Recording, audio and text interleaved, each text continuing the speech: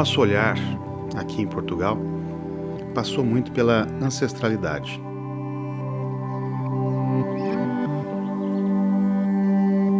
Por exemplo, o porco solto no montado. É bolota que tem? É bolota que o porco vai comer. Isso é muito interessante, né? Acho que é uma ruptura de paradigmas. A gente entender que aquilo que um dia foi trivial, produto do dia a dia das pessoas, hoje, de repente, se torna um luxo.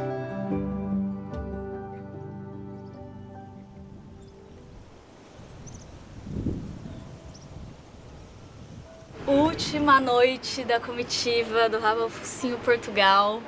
O restaurante escolhido foi o Pigmeu, esse lugar que marcou muito a minha história aqui em Portugal. E o Pigmeu trabalha o porco do focinho ao rabo. A ideia aqui é ter um menu que seja miudezas, um terço miudezas, um terço porco e um terço vegetais, para manter ali o equilíbrio. Estamos nos grandes finales. Felizes, mas ao mesmo tempo triste, né? Que acabou, né?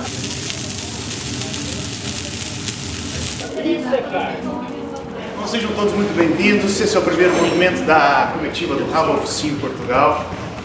Um estudo completo sobre o porco português, o mais importante ingrediente português.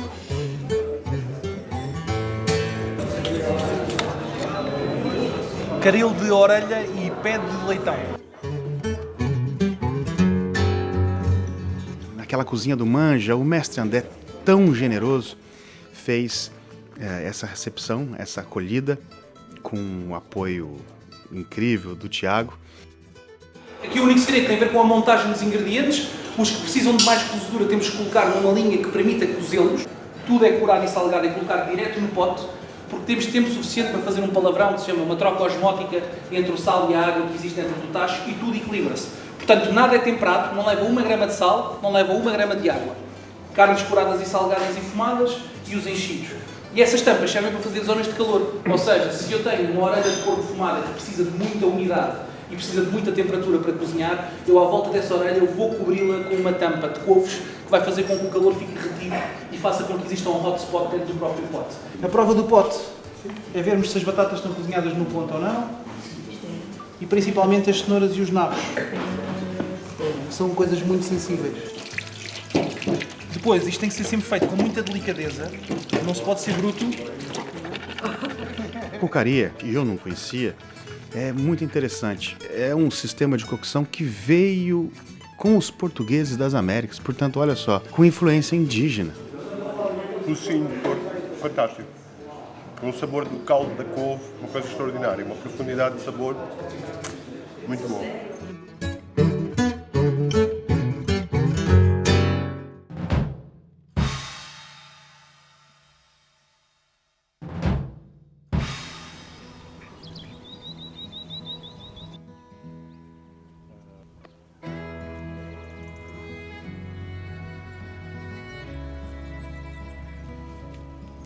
A comitiva do Rabo ao Focinho é, de certa forma, uma extensão do meu trabalho na Serra da Bocaina, que tem muito a ver com aquele território, com a cena caipira. E, bom, para que a gente possa se entender, se conhecer, quem somos nós, os caipiras, afinal, a gente precisa olhar para Portugal.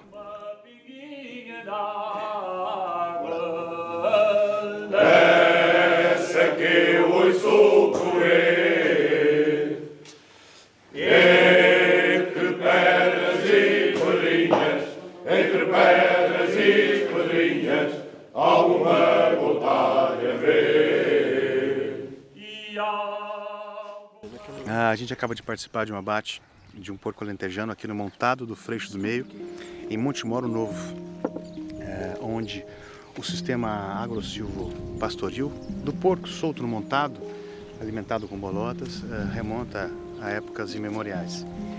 Matança concluída, há um relaxamento geral agora, e eu ofereci para os meninos que fizeram o abate um pouco de vinho, e eles me disseram que o tradicional mesmo é aguardente, bagaceira e figos secos. E é o que a gente está fazendo aqui agora, brindando esse momento, um momento de celebração a fartura ao porco, a comunhão. Não é água. Então, saúde. Ter uma matança é todo um processo, ou vários processos, que leva até ao desmanche do porco. Sim, sim.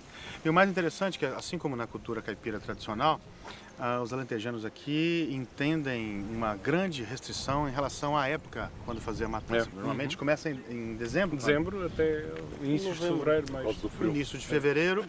Hoje é dia 12. 12, então estamos no limite, né?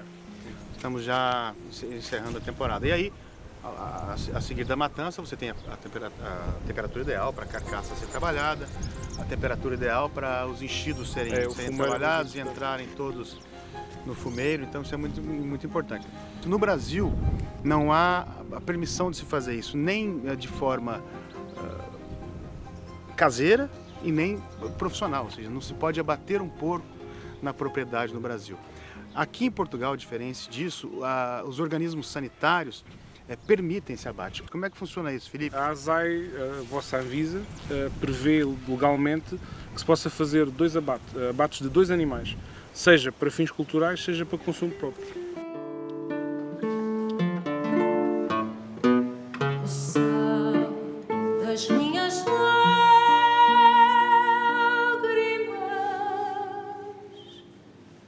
de amor criou o mar que existe entre nós dois para nos unir e separar. Pudesse eu te dizer a dor que dói dentro de mim, que mói meu coração nesta paixão que não tem fim. Neste momento estão a começar a comer a sopa de cachola. A sopa de cachola é um prato que se faz no dia da matança, com as entranhas, com o fígado, com o pulmão, com o coração, com o bofe, com o torresmo de rissol e com o entretinho. É tudo cortado aos cubos, é refogado em alho, cebola e louro, algumas especiarias, nomeadamente cominhos.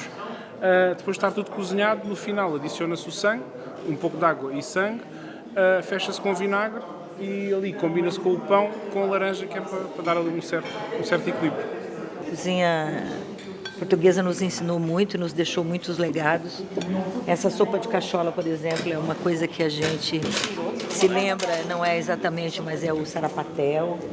O pão que nós não temos assim no sarapatel é a farinha de mandioca, é um amido que entra. Enfim, é muito aprendizado com uma cozinha que foi a nossa mãe, uma das nossas mães, né? Porque nós temos a cozinha do indígena e do africano também. Na voz do vento, sou eu em solidão, pensando em ti, chorando todo o tempo perdido. Do rabo ao focinho, muito bem, muito obrigado.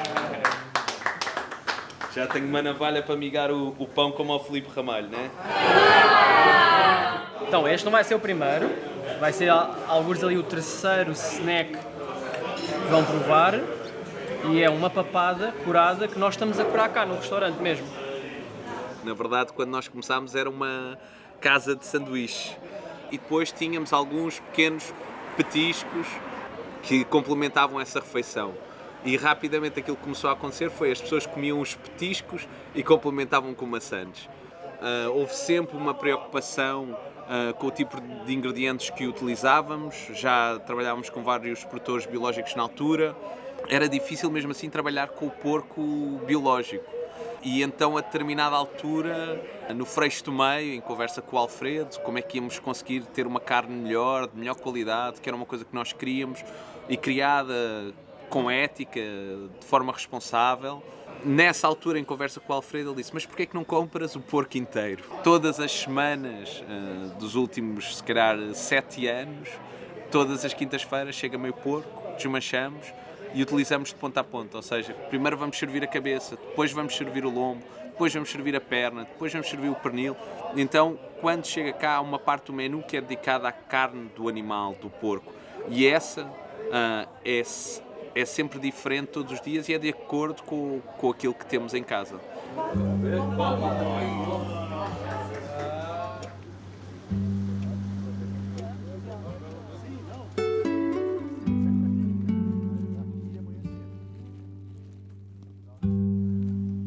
Esta está ótima.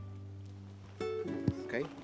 Então, nós andamos a achar que isto é um ótimo alimento para os porcos. Os porcos vão transformar 1 kg, sabem quantas gramas? Dessa maravilhosa comida chamada carne e gordura? Pá, transforma 1 kg em 10 gramas.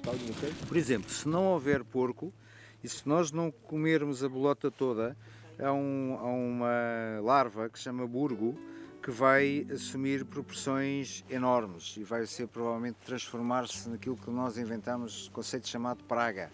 Então, o porco ajuda-nos, também com o javali, com todos os outros bichos, a regular esse burgo, essa lagarta. Pronto, para dar um exemplo da importância que todos os seres têm nestas cadeias, não é?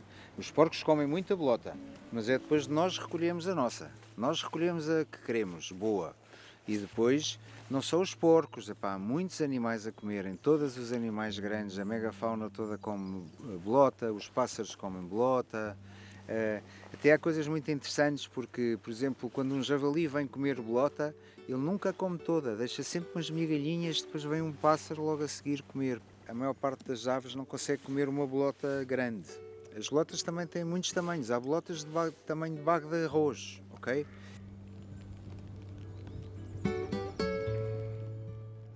Para o galo, a Isabel Cancinha, quem roubou o galo, roubou-lhe a galinha. Ai, os guardas bateram à porta da venda, bradando ao Guedes, toma lá uma prenda. Toma lá uma prenda, umas calças de bombazina, vai pagar a multa.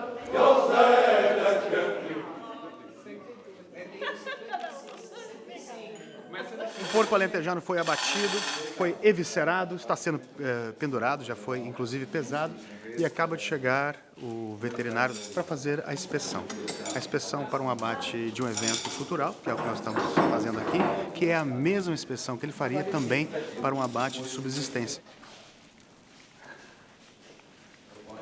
Estás a ver? João, se for preciso tirar outra vez, tiras daqui. Diafragma. 100 gramas. Precisamos entre 50 e 100 gramas. Vamos com alecrim, alho e tomilho. Estas três são os melhores desparasitantes naturais que há. Eles dão todos os subprodutos aqui, restos da horta, de abóboras, couves, tudo o que seja. Normalmente o que se vê, se houvesse trajetos parasitários, o que se via são pequenos pontinhos brancos, que é já a cicatriz, porque o fígado é um dos órgãos que tem maior capacidade de regeneração. Tu, por exemplo, chegasses aqui, se abrires um porco e cortares metade do fígado, ao fim do ano o fígado está completo na mesma. Quer dizer, a capacidade de regeneração é muito forte. Os rins têm que se abrir.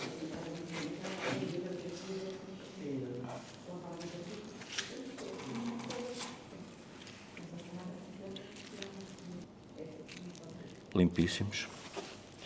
Nos pulmões o que se vê normalmente são os lóbulos apicais. Se este lóbulo tivesse, por exemplo, desta cor, chega a contar desta cor, normalmente são sempre os apicais, para onde chega primeiro o ar, e normalmente são micoplasmas, ficavam mais escuros. Nossa, eu nunca vi. Nos meus porcos eu nunca vi. Nunca. Isso é bestial. Isso, sabes porque é que não tens? Provavelmente porque lhe pões uma boa cama de palha. Perfeito. Perfeitinho. Essa gordura que liga as alças do intestino. Só você consegue tirar aqui.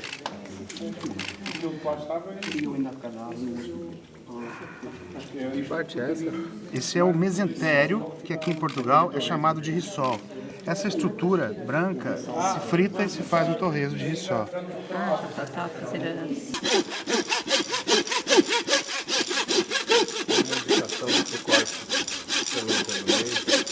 O João está a fazer agora o dele. Isto é o sistema normal que nós usamos aqui na herdade para desmanchar os porcos. Pronto. Que é para tirar agora os excretos, aproveitar os excretos, que é uma parte muito nobre do porco preto.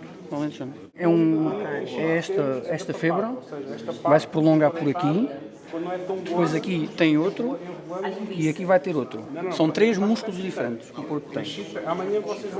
É uma carne com muita gordura.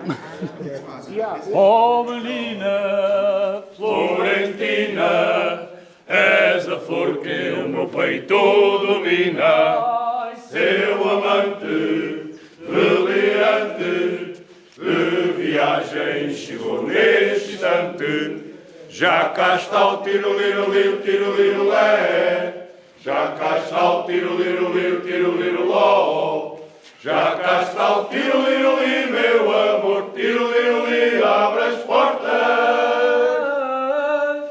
Oh, branca flor, suspirava por te ver, já matei a saudade. Muito custa uma ausência para quem ama na verdade. Na cultura tradicional caipira, assim como na cultura rural portuguesa, a carne sempre foi um item escasso, né? Um item fundamental, um elemento de subsistência, né, que as pessoas precisavam daquilo para se nutrir. Mas nunca foi tão abundante como é hoje. As pessoas, quando podiam comer um pedaço de pele cozida no feijão, um caldo de ossos, às vezes numa refeição, 1, 2 colheres de banha, aquilo que era escasso já não é mais. Então, é preciso repensar o consumo, né? Eu acho que esse repensar o consumo só pode ser feito de forma duradoura e genuína quando a gente se reaproxima de quem produz. Porque afinal foi a ruptura com esse elo, o elo do consumidor com o produtor, que proporcionou esse distanciamento tão nocivo para a sociedade moderna. seu amante delirante de viagem chegou nesse instante. Não é nome próprio, é de família.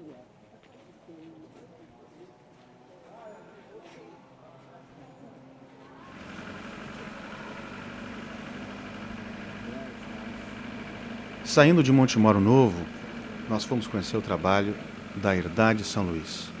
O Francisco, seguindo os passos do pai, que desenvolveu uma tecnologia de piquetes de maternidade integradas ao sistema de montado, e ali ele tem, além do porco alentejano, talvez da melhor genética portuguesa, bois, cabras, todos em harmonia, trabalhando o solo e trabalhando em conjunto. Como não temos indústria, as raças autóctones nunca foram muito modificadas. Então é um diamante em bruto que está com uma genética muito ancestral. E então, porcas destas, só há 2.500 porcas no mundo inteiro destas, não há mais. O porco está muito associado a um impacto negativo no solo, e este sistema que o meu pai inventou há 20 anos atrás foi exatamente para ir contra esse sentido. E então inventou um sistema com umas maternidades com muito espaço, em que o animal consegue estar 2 meses em 800 metros quadrados, isolado em 800 metros quadrados, e que depois há um período longo de descanso desse mesmo parque, o que permite que a erva cresça de volta. Aqui na rotação com que fazemos nos animais, o que nos permite é, por exemplo, nós não utilizamos ivermectina, que é o princípio ativo do desparasitante, em nenhuma das espécies com quem trabalhamos. E uma das razões é por esta gestão de pastoreio adaptativa que fazemos, permite que os animais estejam pouco tempo numa área e que o resto da exploração esteja num vazio sanitário, ou seja, nós temos os animais concentrados em 2 ou 3 hectares, enquanto os restantes hectares estão livres de animais, o que faz com que o ciclo dos parasitas também não tenha hospedeiro e que se torne mais curto. Acreditamos e temos essa prova que animais neste sistema se podem comer também mais mal passados. Há o pensamento antigo de que o porco tinha que ser comido sempre muito bem passado, mas hoje em dia nós trabalhamos com alguns restaurantes e que fazem tártaro de presa do cachaço, sem qualquer perigo para a saúde pública, e também as análises que fazemos no matador dizem exatamente isso. É tudo uma questão de maneio e e a natureza faz o resto. Visitar produtores, principalmente de animais, né, com um manejo mais, né, sustentável e nesse ecossistema que é o montado, dá uma certa esperança assim, de que é possível a gente se alimentar também de proteína animal sem ser extremamente nocivo para o meio ambiente ou para os animais. E aqui também tem uma preocupação com o bem-estar animal, que eu acho que para um chefe que preza por isso é importante. Sem falar na qualidade, né? A gente está provando aqui e é uma qualidade assim inacreditável. E isso, a forma como eles são criados, né? Esse manejo, a bolota, o que comem, faz toda a diferença, né? A gente enxerga por toda a paisagem as azinheiras que fornecem as bolotas de melhor qualidade e torna os embutidos, os enchidos, como dizem aqui, do porco alentejano, além do presunto e da paleta, uma das grandes preciosidades do mundo. E o que nos sensibiliza muitíssimo é entender que o que o porco imprime na sua carcaça, afinal, é o próprio terreno.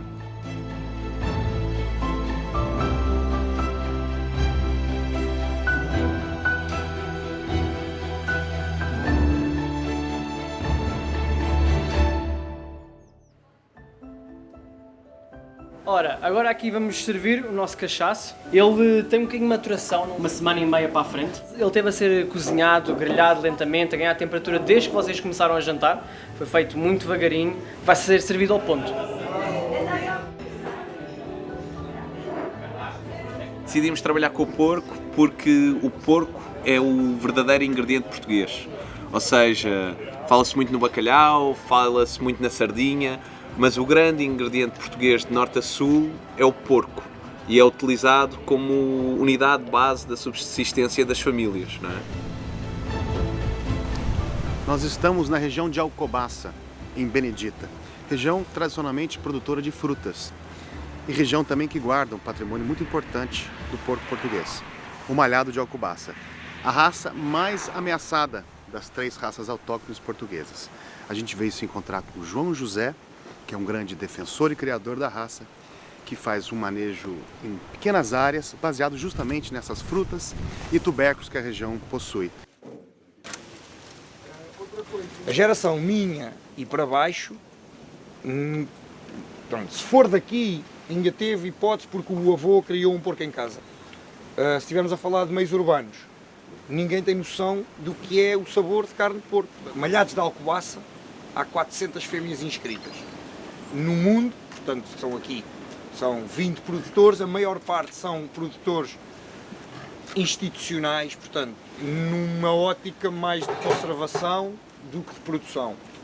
Eu sou suspeito a falar, mas conseguimos um resultado espetacular, porque temos uma carne com textura, com sabor, animais com idade que confere, além de algum marmoreio, não é um alentejano, atenção, não é um ibérico, um alentejano, mas já temos algum marmoreio, temos uma cor da carne que muitas vezes passa por carne de vaca, ou pode passar, para quem percebe menos, mas uma carne escura. Esta ideia de a indústria suína, neste momento, insiste que a carne, porquê? Porque como há agora a ideia que a carne vermelha é má, portanto agora eles dizem que a carne de porco não é uma carne vermelha. Eu digo exatamente o oposto. Eu quero que a minha carne de porco seja uma carne vermelha, porque depois quando estamos a comer, todos os sabores, a textura, a gordura adicionada, que é o que confere o sabor, está lá tudo. E nota-se isto, e nota-se os legumes, e nota-se as batatas doces, ou seja, não é doce, mas nós quando estamos a comer percebemos que carne de porco pode ter sabor. O malhado de Alcobaça, diferente do porco alentejano, que tem uma infiltração de gordura intramuscular, possui uma gordura mais superficial. O João José encontra muito mercado para leitões, que são muito populares em Portugal, leitão assado.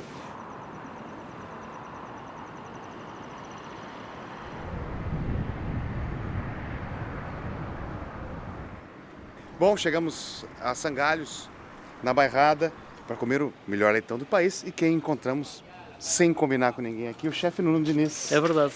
Portanto, vim cá hoje almoçar, estou-me a ir embora para trás dos montes e lembrei-me que há muito tempo que não vinha aqui almoçar ao Ricardo, que para mim é de longe o melhor assador de leitões. É uma arte complicada, tem tanto de intuição, de saber fazer, de experiência, e vim cá almoçar e mantenho a opinião. É de longe o melhor leitão que eu consigo comer em Portugal, o que quer dizer que é o melhor leitão que se pode comer em todo o mundo. Quem não gostar deste leitão, o meu conselho é marcar rapidamente uma consulta no psiquiatra e passar a comer vegetariano. Obrigado, chefe, mais uma vez. Um abraço. Foi um prazer.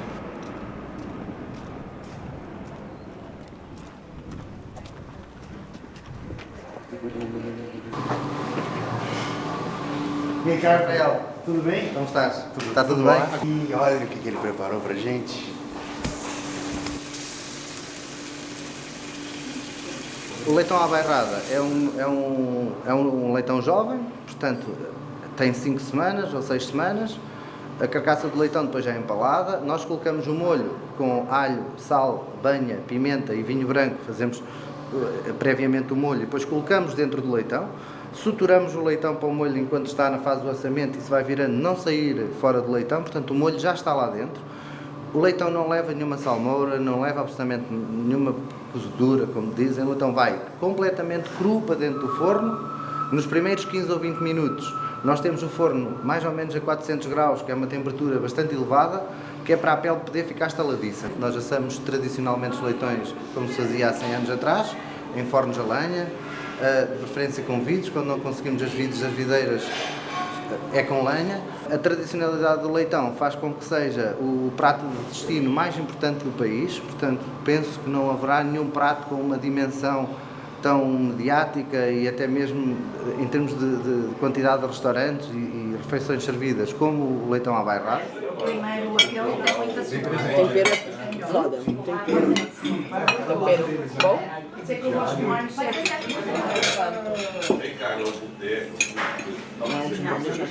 Miolo. Ave Maria.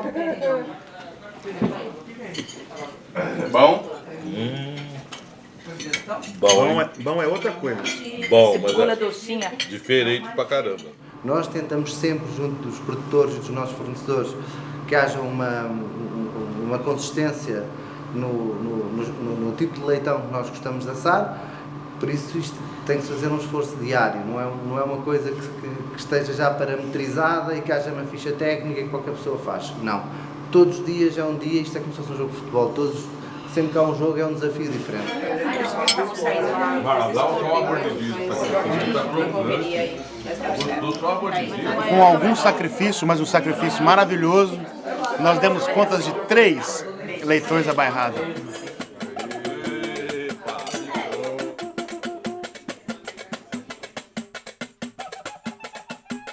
É isso, vacinação. Cachaça? Cachaça. Minas Gerais.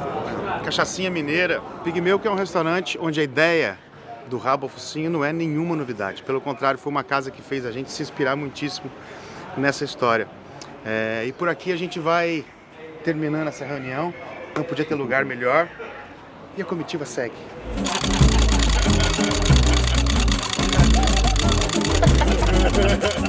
E aí, foi bom? Bora, acabou. 100%. Ó musa do meu fado, ó minha mãe gentil, te deixo consternado no 1º abril, mas não ser tão ingrata, não esquece quem te amou. Em tua densa mata se perdeu e se encontrou. Ai, essa terra ainda vai cumprir seu ideal. Era mais alto. Ainda vai tornar-se o imenso Portugal. Ai, essa terra ainda vai cumprir